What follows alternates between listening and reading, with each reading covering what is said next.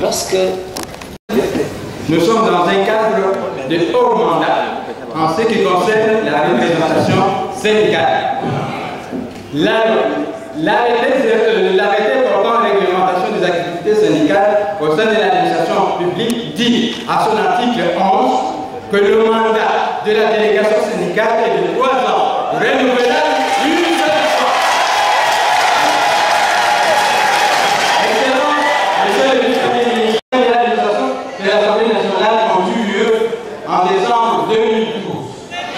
Aujourd'hui, nous sommes en juillet 2022. Un égard de 5 ans au moins, c'est trop. La loi prévoit 60 jours pour l'organisation des élections. Nous voulons, Excellence, Monsieur le vice-premier ministre, que vous puissiez nous assurer que vous allez organiser les élections syndicales au sein de l'administration de la société.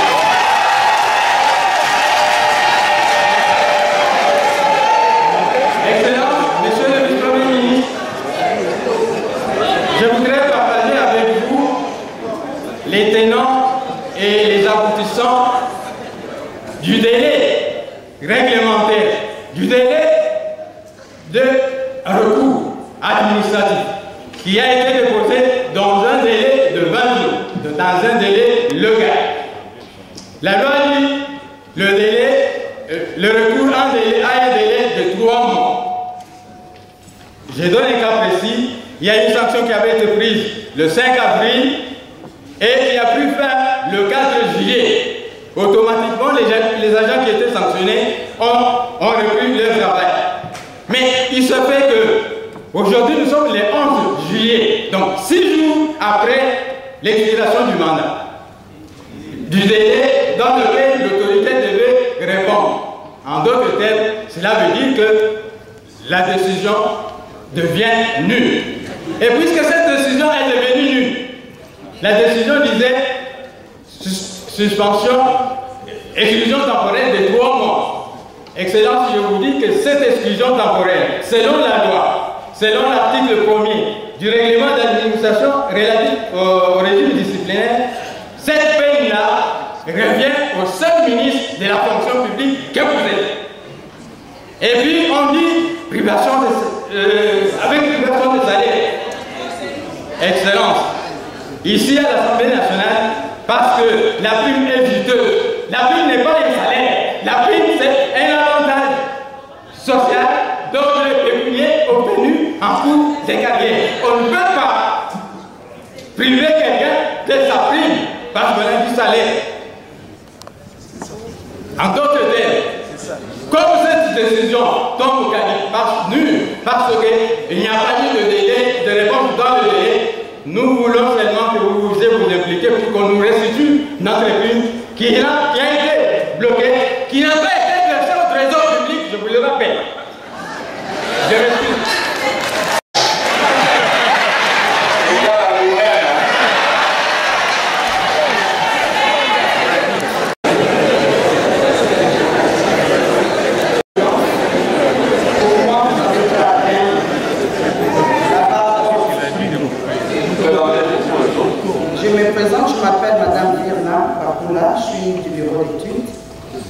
De l'Assemblée nationale.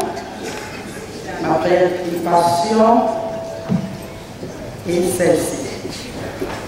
Vous avez parlé des cadres organiques qui sera bientôt révisé. Mais si je me présente là, c'est pour parler de la femme de l'Assemblée nationale. Comme vous le constatez, devant là, il y a les hommes directeurs. Ils sont là, nombreux. Mais je ne sens pas la présence féminine. Je n'ai pas senti ça. Ça, c'est un devoir que je donne au vice-premier ministre. Quand vous allez revoir pour l'Assemblée nationale, essayez de voir par rapport aux mamans qui ont fait plus de 20 ans, plus de 15 ans, mais qui ne sont pas dans les staffs des directeurs. Merci. Merci beaucoup pour l'influence. Ma question va au but concernant le deux de notre école. Il a quand même vidé mon idée, mais je peux intervenir un peu seul. Concernant la CNT. La CNT. Il y a des gens ici. La CNT. Oui, sont entrés par le concours comme vous avez dit ici.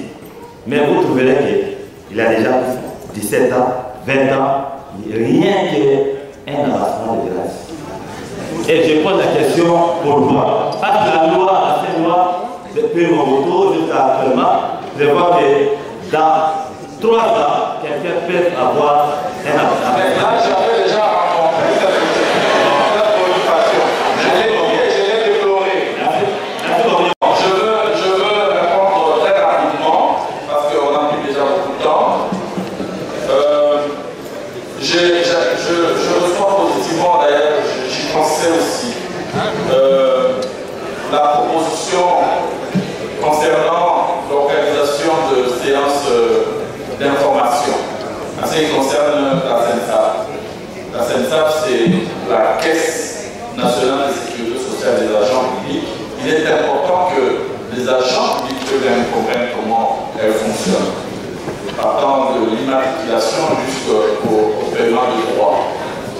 J'ai dit ici, les gens étaient stupéfaits d'entendre parler des sommes modiques, mais enfin les sommes dont je parlais, ce sont des sommes qui étaient payées dans le cadre de l'ancien système octroyé. Plus de 113 000 agents et rentiers ont été basculés vers la CENSAP. Donc l'État a levé l'option, sur fond de ce que j'ai mené comme réforme, de basculer ces 113 000 qui étaient hors système parce que la CENSAP ayant été créée en 2015, tous ceux qui ont été retraités après 2015 y ont été directement versés. Mais ceux d'avant 2015 étaient encore dans le système octroyé. Mais il y avait donc une disparité entre les traitements de la CENSAP et ceux qui étaient restés avec ces pensions de misère dans le cadre du système octroyé, où l'État intervenait directement. Donc de ce point de vue, c'est un pas en avant que nous avons fait. Parce que, voyez-vous, je viens de vous donner des chiffres qui vont, dès le mois prochain, bouger. C'est-à-dire que ceux qui avaient 8 000, je dis, vont avoir 84 000. Mais le mois prochain, ça va déjà changer, ils auront peut-être 100 000. Pourquoi? Parce que, à partir de juillet, de ce mois de juillet, j'ajoute sur le salaire de base de tous les fonctionnaires 15% d'augmentation.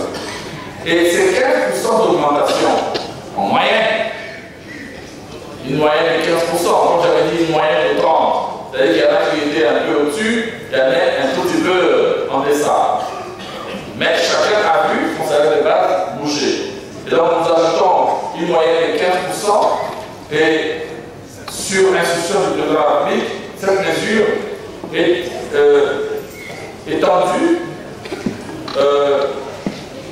sur le personnel militaire.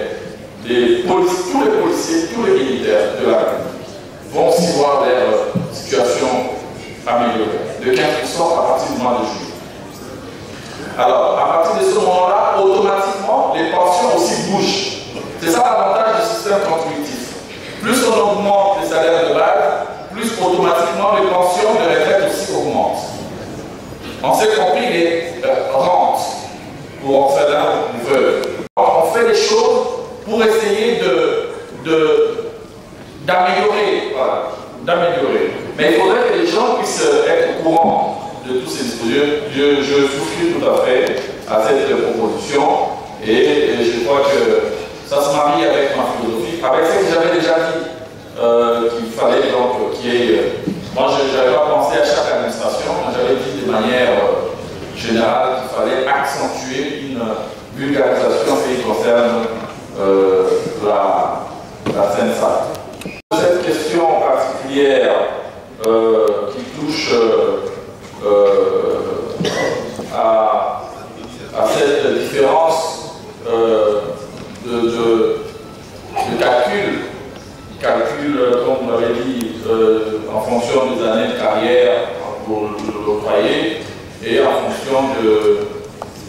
années de cotisation pour le système contributif. C'est comme ça que ça se passe un peu partout. Seulement, je vous comprends. Je vous comprends pourquoi. Parce que vous êtes le fruit d'un système qui a dysfonctionné, M. Kanye. Non, pas vous. Non, pas les savants Kanye. Pas vous. Mais nous sommes, on va théoriser, nous sommes le fruit, alors nous, ça va. Bon, nous sommes, vous d'ailleurs, vous avez vu la transition entre les deux périodes, parce qu'il y avait une période où lorsque vous avez commencé votre carrière, où tout allait bien, c'était un début. Mais après, tout s'est gâté. Alors, après, un système s'est installé, et ce système qui permet à certains agents, et je l'ai dénoncé tantôt, commence une carrière sans rémunération. Pendant plus de 20 ans, l'agent n'a pas de rémunération. Ça, c'est un dysfonctionnement terrible qui n'existe pas ailleurs. Alors, quand on parle d'année de carrière, année de cotisation, en soi, c'est la même chose ailleurs. Aussitôt que vous êtes recruté, vous commencez les cotisations. En somme, aussitôt que vous êtes recruté, vous commencez à être payé. Voilà pourquoi je suis en train de réfléchir sur une réforme qui va, et ça sera difficile, il faut beaucoup de pédagogie, mais pour moi c'est essentiel, qui va intégrer probablement de manière obligatoire les primes dans le calcul de pension.